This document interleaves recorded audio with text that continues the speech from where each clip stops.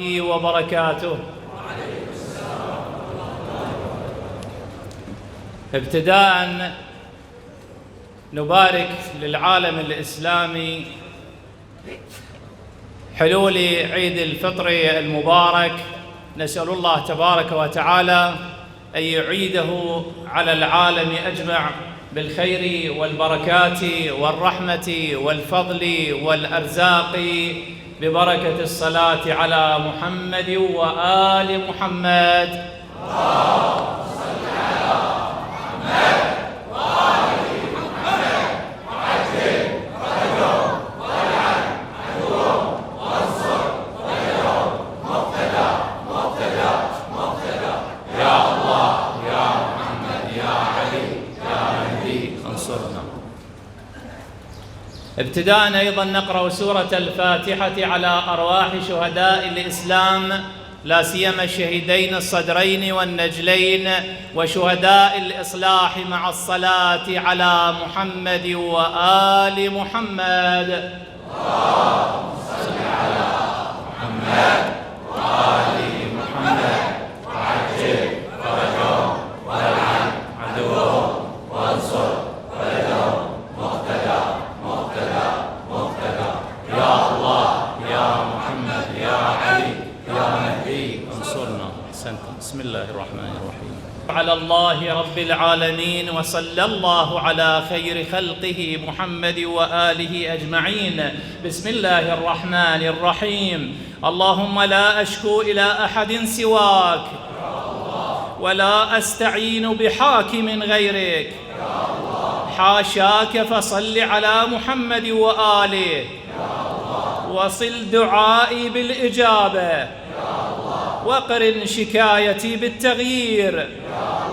اللهم لا تفتني بالقنوط، اللهم لا تفتني بالقنوط من إنصافك، ولا تفتنه بالأمن من إنكارك، فصير على ظلمي فيصر على ظلمي ويحاضرني، فيصر على ظلمي ويحاضرني بحقي، وعرفه عما قليل ما أوعدت الظالمين، وعرفني ما وعدت من إجابة المضطرين.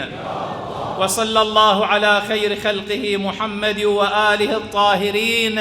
يا أيها الذين آمنوا اتقوا الله حق تقاته ولا تموتن إلا وأنتم مسلمون. قال تعالى: قل يا أهل الكتاب لا تغلوا في دينكم غير الحق ولا تتبعوا أهواء قوم قد ضلوا من قبل وأضلوا كثيرا وضلوا عن سواء السبيل. أيها الأحبة، الخطبة المركزية. أيها الأحبة، إن من الآفات الخطيرة التي تفتك بالمجتمعات بشكل عام وبالحركات الإصلاحية بشكل خاص هي الأفكار المنحرفة والعقائد الزائفة، وهذا ما تعرض له الأنبياء والأولياء وأهل المشاريع الإصلاحية، فتجدهم بجلباب الحب والولاء والإخلاص، أي المنحرفون، وهم يبثون سمومهم وأمراضهم الفكرية في المجتمع، وقد حذر القرآن الكريم منهم: فأما الذين في قلوبهم زيغ فيتبعون ما تشابه منه ابتغاء الفتنة وابتغاء تأويله وما يعلم تأويله إلا الله والراسخون في العلم يقولون آمنا به كل من عند ربنا وما يذكر إلا أولو الألباب. فلم يمر عصر من عصور أئمة أهل البيت عليهم السلام إلا وتظهر هذه الأفكار والجماعات التي تريد أن تشوه المشروع الإلهي الإصلاحي وحرفه عن الهدف. وقد تصدى الأئمة عليهم السلام لهؤلاء في كل فترة ومنهم الإمام الصادق عليه السلام، وأشار إلى خطرهم وانحرافهم، فحذرت أمة منهم معلنا أمام أصحابه: والله ما الناصب لنا حربا. شوية تأكدوا على هذا المعنى: والله ما الناصب لنا حربا بأشد علينا مؤونة من الناطق علينا بما نكره. وقال أيضا: إن الناس قد أولعوا بالكذب علينا، وإني أحدث أحدهم بالحديث فلا يخرج من عندي حتى يتأوله على غير تأويله، وذلك أنهم لا يطلبون بحديثنا وبحبنا ما عند الله وما عند الله، وإنما يطلبون به الدنيا. إذن الحراف دنيا قطعا، لا تقول هذا متدين، وكل يحب أن يدعى رأسا.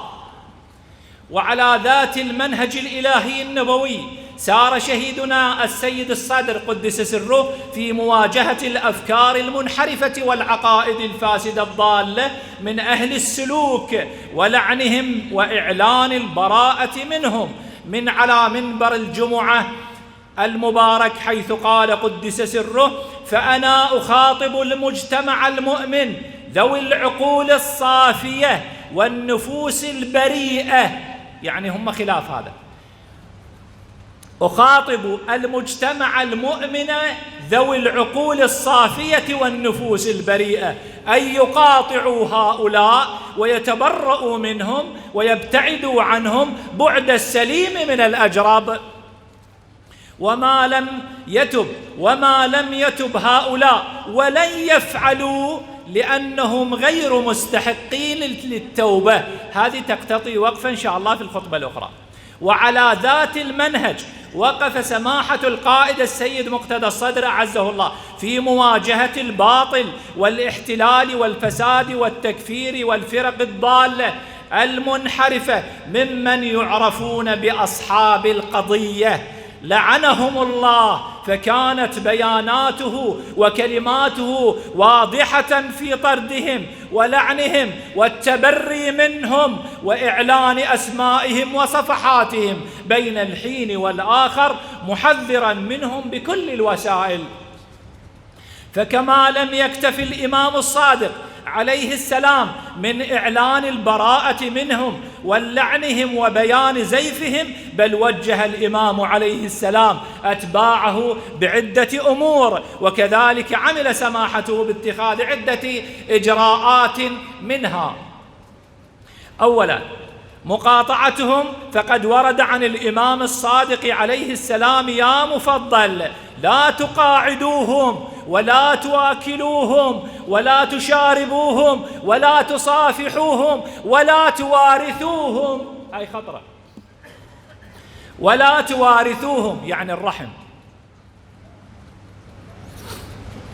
كذلك أكد سماحة القائد أعزه الله بمقاطعتهم في أكثر من مناسبة، حيث قال سماحته في استفتاء قدم له حولهم: هم فسقة لا يرعون، هم فسقة لا يرعون، وإن تأتهم كل آية لا يؤمنون، قد شوهوا سمعتنا وآذونا، اللهم احصهم عددا، اللهم احصهم عددا، ولا تجعل لهم على الأرض أحدا. عيدوها: اللهم احصهم عددا ولا تجعل لهم على الأرض أحدا. فقاطعوهم عسى أن يكون ذلك بعدا عنهم وعن أفكارهم. ثانيا تحذير الشباب منهم، حيث قال الإمام الصادق عليه السلام: احذروا على شبابكم الغلاة لا يفسدونهم، فإن الغلاة شر خلق الله، يصغرون عظمة الله ويدعون الربوبية لعباد الله. والله إن الغلاة شر من اليهود والنصارى والمجوس والذين أشركوا. هذا يبين معنى الغلو. الغلو مو بس بالله سبحانه وتعالى، في كل شيء الغلو غلو.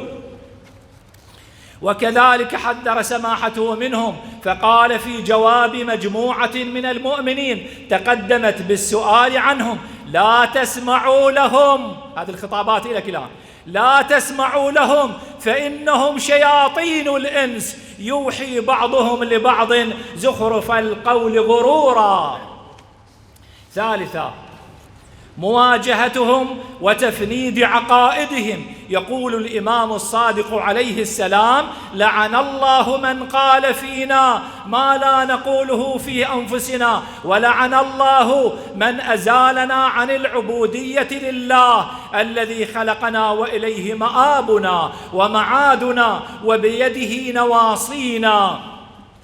وكان سماحة القائد عزه الله يدعو المؤمنين إلى ذلك، فقد قدم مجموعة من المؤمنين استفتاء يقولون فيه أنهم يواجهون أصحاب القضية وأفكارهم بمنهج آل الصدر الكرام، فقال سماحته أعزه الله: أنا معكم لا مع هذه الثلة الضالة المضلة، واستمروا على نشرها بما يرضي الله تعالى، ولا تخافوهم وخافوا الذي خلقنا وإليه مآبنا ومعادنا وبيده نواصينا. وكان سماحة القائد عزه الله يدعو المؤمنين إلى ذلك، فقد قدم مجموعة من المؤمنين استفتاء يقولون فيه أنهم يواجهون أصحاب القضية وأفكارهم بمنهج آل الصدر الكرام، فقال سماحته أعزه الله: أنا معكم لا مع هذه الثلة الضالة المضلة، واستمروا على نشرها بما يرضي الله تعالى، ولا تخافوهم وخافوا الله. رابعة،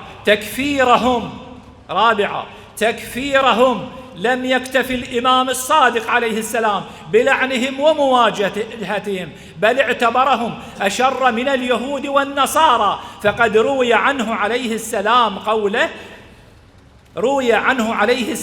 قوله: إن ممن ينتحل هذا الأمر لمن هو شر من اليهود والنصارى والمجوس والذين أشركوا، لا حول ولا قوة إلا بالله. وهذا ما أمر به سماحته عزه الله، حيث قال في جواب استفتاء قدم له: اللهم